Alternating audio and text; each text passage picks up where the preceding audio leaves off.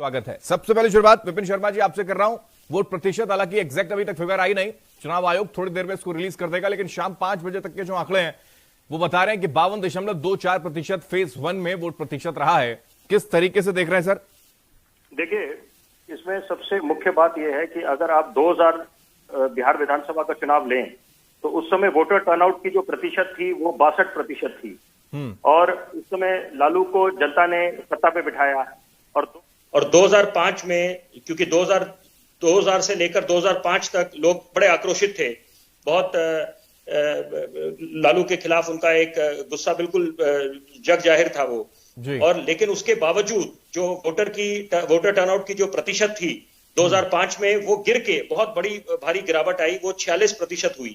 तो ये आप अगर बिहार की बात करें तो यहाँ पर कुछ भी नहीं कह सकते जब तक अंतिम निर्णय न आ जाए। 10 नवंबर को जब तस्वीर साफ होगी, जब परिणाम आएंगे, तभी दूध का दूध, तभी तस्वीर बिल्कुल साफ होगी और हम किसी निष्कर्ष पे पहुंच सकते हैं। बहरहाल इस समय जो मुख्य फैक्टर्स जो उभर के आएंगे वो ये है कि फर्स्ट टाइम वोटर, क्योंकि बिहार में एक बात हमें संज्ञान लेनी पड़ेगी, एक बड़ा इंपॉर्टेंट फैक्टर जो है कि जो विनिंग मार्जिन है, जो जीत का मार्जिन है, वो बहुत कम रहता है। लैंडस्लाइड विक्ट्रीज नहीं होती बिहार में बाकी राज्यों के मुकाबले।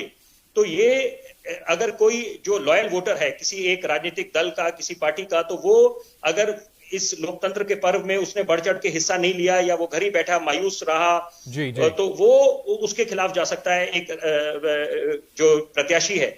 लेकिन यहाँ पर ये देखना है कि महिलाओं की क्या संख्या है, कि अगर हम पहले इस चरण के मतदान की बात करें कि यहाँ पर 1 करोड़ के आसपास महिला वोटर हैं, तो महिलाओं को सशक्त बनाने की नीतीश कुमार हमेशा बात करते आए हैं। और अगर हम पहले वो जंगल राज की बात करें, जैसे आज प्रधानमंत्री ने भी अपनी चुनावी भाषण में यही बात दोहराई कि जंगल राज के युवराज, और वो अलग बात है, आरोप प्रत्यारोप का दौर बिल्कुल स्वाभाविक है, लाजमी है, वो दोनों तरफ से आरोप प्रत्यारोप चलते हैं चुनाव में, वो हमेशा देखा जाता है। लेकिन यहाँ पर अभी मुद्दा ये है कि अगर हम पुराने उस युग को याद करें, जंगल राज को, जब एक खौफ था, तो यहाँ पर पहले क्या देखा जाता था, बाहुबली प्रत्याशी उतरते थे, बूथ कैप्चरिंग हुआ करती थी, कम से कम उससे लोगों को एक छुटकारा मिला है। वो जो खौफ हुआ करता था कि यहाँ पर सूर्य चुनाव आयोग ने बहुत ईमानदारी के साथ घरों में आ जाते थे, काम किया इस बार, ये मान लिया जाए। विपिन शर्मा जी, जो आप कहना चाहते हैं, आप दोहराएंगे बात अपनी? चुनाव आयोग ने पूरी निष्पक्षता के साथ इसको अंजाम दिया है और बिल्कुल। देखिए, मैं 2 बातें बोलना चाहूंगा। अगर आप चुनाव आयोग की बात करें तो अपने आप में यह अभूतपूर्व चुनाव है, क्योंकि पूरे विश्व में कोरोना काल में, वैश्विक महामारी के दौर में जिस तरह से इंतजाम करे गए थे, बहुत पुख्ता इंतजाम, कई lakh hand sanitizers, hand gloves, face shields, PPE kits, तो अपने आप में कोई किसी तरह का एहतियात नहीं बरता गया। और दूसरी बात, अगर आप सिक्योरिटी फोर्सेस की बात करें, सीआईएसएफ की तैनाती, उनकी कई कंपनियों को तैनात करा गया, सीआरपीएफ, बीएसएफ, एसएसबी, आरपीएफ, तो यहाँ पर किसी तरह की कोई ढील ना देते हुए जो इंतजाम पूरा पुख्ता थे।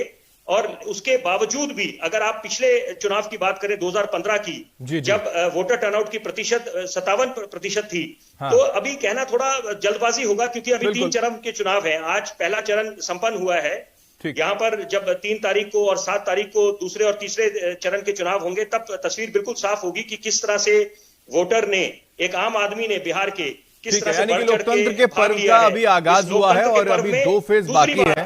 बस एक बात बोलूंगा, 78 लाख जो फर्स्ट टाइम वोटर्स हैं, उनकी भूमिका बहुत निर्णायक होगी। ठीक है विपिन जी, मैं आपके पास लौटूंगा। तमाम